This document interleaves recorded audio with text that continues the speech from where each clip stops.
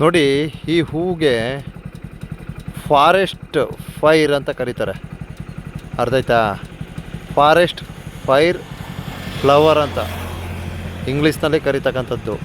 So ಅಂದರೆ ಇದು ನೋಡಿ, ಕರೆಕ್ಟಾಗಿ ಈ ಶಿವರಾತ್ರಿ, ಮಹಾಶಿವರಾತ್ರಿ ಸಮಯದಲ್ಲಿ ಈ ಒಂದು ಹೂ ಬರುತ್ತೆ.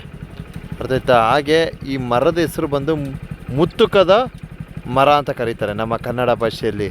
ಸೊ ಇದರ ಮಹತ್ವ ಏನಪ್ಪ ಅಂದರೆ, ದೈವ ಸಂಕುಲಗಳ ಸೇರ್ಪಡೆಯಾಗಿರ್ತಕ್ಕಂಥ ಮರ.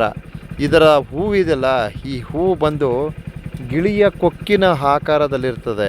ಸೊ ಈ ಹೂವಿನ ಮಹತ್ವ ಏನಪ್ಪ ಅಂದರೆ, ಇದನ್ನು ಔಷಧ ಗುಣಗಳುಳ್ಳಂತಹ ಹೂವು ಅಂತ ಹೇಳ್ತಾರೆ. ಏನಕ್ಕೆ ಅಂದರೆ, ಇದರಲ್ಲಿ ಏನು ಔಷಧಿ ಇದೆ ಅಂದರೆ, ಈ ಮರ ಎಲ್ಲೆಲ್ಲಿ ಬೆಳೆದಿದೆ, ಯಾವ್ಯಾವ ಸ್ಥಳದಲ್ಲಿ ಬೆಳೆದಿದೆ, ಅಪ್ ಟು ಒಂದು 300 ಮೀಟರ್ಸ್ ತನಕನೂ ಸಹ ಅಲ್ಲಿ ಒಂದು ಪಾಸಿಟಿವ್ ಆಮ್ಲಜನಕಗಳು ದೊರಕುತ್ತದೆ. ಔಷಧಿ ಭರಿತವಾದಂತಹ ಆಮ್ಲಜನಕ ದೊರೆಯುತ್ತದೆ. ಅಂದರೆ ಇದರ ಸುವಾಸನೆ ಎಲ್ಲೆಲ್ಲಿ ಬೀರುತ್ತೆ ಅಲ್ಲಲ್ಲಿ ನಿಮಗೆ ಆರೋಗ್ಯವನ್ನು ವೃದ್ಧಿಸ್ಕೊಳ್ತಕ್ಕಂಥ ಒಂದು ಶಕ್ತಿಯನ್ನು ಹೊಂದಿರತಕ್ಕಂಥ ಮರ ಈ ಒಂದು ಮುತುಕದ ಹೂವು ಅಂತ ಕರೆಯಲ್ಪಡ್ತಾರೆ. ಸೊ ಇದನ್ನೆಲ್ಲ ನಾನು ಒಂದಷ್ಟು ಮಾಹಿತಿಗಳನ್ನು ಹಿರಿಯರಿಂದ ಪಡೆದೆ.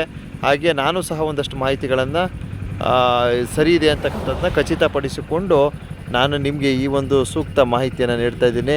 ಸೊ ಈ ಮುತುಕದ ಮರ ಏನಿದೆ, ಇದರ ಮಹತ್ವ ತಮಗೇನಾದರೂ ಹೆಚ್ಚಿನದಾಗಿ ತಿಳಿದಿದ್ದರೆ ತಾವು ಸಹ ಕಮೆಂಟ್ ಮೂಲಕ ತಿಳಿಸಿ ಅಂತ ಹೇಳ್ತಾ ಈ ವಿಡಿಯೋನ ಎಲ್ಲ ಬಂಧುಗಳಿಗೆ ಅರ್ಪಣೆ ಮಾಡ್ತಾಯಿದ್ದೀನಿ.